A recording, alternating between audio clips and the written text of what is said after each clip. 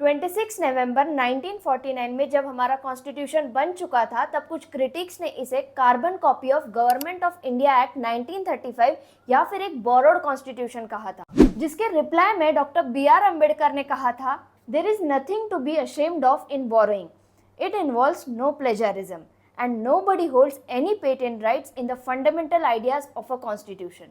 और हमने वही आइडियाज बोरो किए जो हमारे सोसाइटी, कल्चर और नीड्स को सूट कर सके।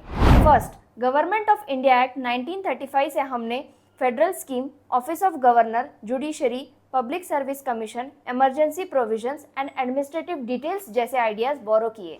ब्रिटिश कॉन्स्टिट्यूशन से हमने लिया parliamentary government, rule of law, legislative procedure, single citizenship, cabinet system और bicameralism. Fundamental rights, impeachment of president, removal of Supreme Court and High Court जजेस, post of vice president, judicial review, ये हमने US constitution से लिया। French constitution से हमने लिया republic, ideals of liberty, equality and fraternity, जो कि हमारे प्रियम्बल में है। Fundamental duties and ideals of justice हमने लिए सोवियत कॉन्स्टिट्यूशन से। वाइमार कॉन्स्टिट्यूशन ऑफ जर्मनी से हमने लिया suspension of fundamental rights during emergency. Irish constitution से हमने लिया directive principles of state policy, nomination of members to the Rajya Sabha and method of election of president.